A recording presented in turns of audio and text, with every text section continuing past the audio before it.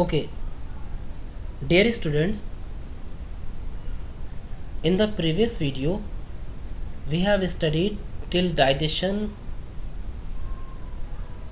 in stomach. Let us recall it briefly and then we'll move further.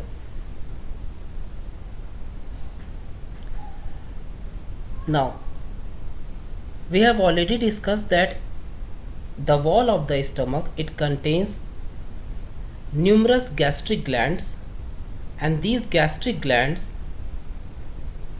they produce gastric juice. They secrete gastric juice. So gastric juice is secreted by gastric glands present in the wall of the stomach. Now, gastric juice contains three important components: hydrochloric acid, mucus, and enzyme pepsin. Function of HCl we have already discussed. The pepsin enzyme present in gastric juice, it helps in digestion of proteins. That means it breaks down protein into simpler form. Now, I have told you that the hydrochloric acid present in stomach is really very strong. It is so strong that if this acid is poured on somebody's skin, it may cause severe burns there. So the first question arises that if this acid is so strong, why is it so that it is not damaging, it is not corroding the stomach wall? If this acid is so strong. And then the second question arises that the enzyme pepsin, it causes digestion of whatever external meat that we are consuming through our food. जो भी हम बाहरी meet खाते हैं, it is basically protein. So this enzyme pepsin is causing digestion of that meat. Then why is it so that it is not causing digestion of the stomach wall,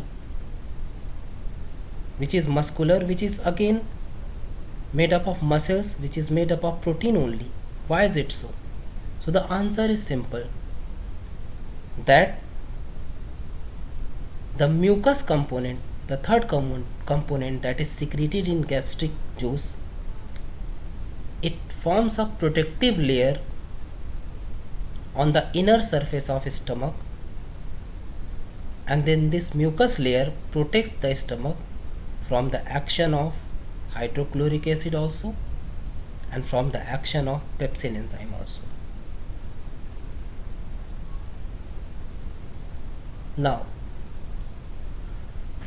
once the digestion process is completed in stomach, food moves to small intestine. Small intestine, it receives secretion of pancreas, which is known as pancreatic juice. It receives secretion from liver, which is known as bile juice, and it itself produces secretion known as intestinal juice. So let us have a look at the diagram for better understanding how digestion proceeds in small intestine.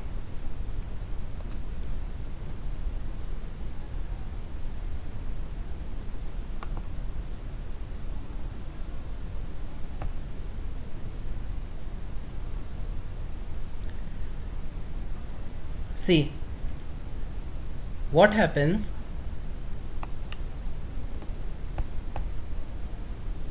The partially digested food from the stomach goes to small intestine like this.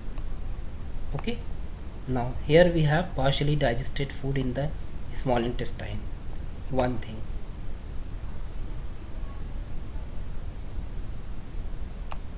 see here we have partially digested food in the small intestine. Then from liver, bile juice also comes to small intestine like this. So we have got second component, that is bile juice in small intestine, like this in green you can see. Then from pancreas, pancreatic juice also comes to small intestine like this. So we have got the third component, that is pancreatic juice here. Three things are there. And then the wall of small intestine itself, small intestine खुद से ही it produces intestinal juice also, like this.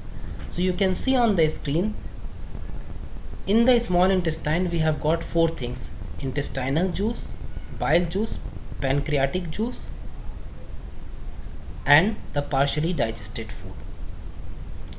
Now let us study how digestion proceeds in small intestine.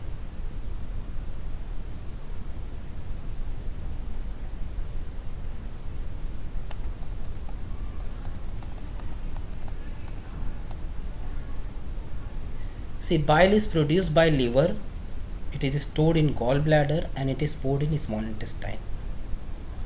Now the functions of bile juice. What does this bile juice do in small intestine?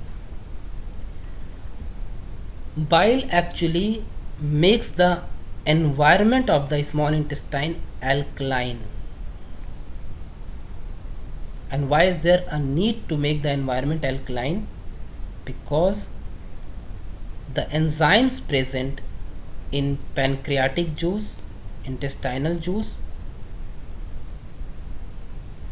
in the small intestine, they work only in alkaline medium. Similarly, like this pepsin enzyme in the stomach, it was working only in acidic medium. So this, all the enzymes in small intestine, they work only in alkaline medium.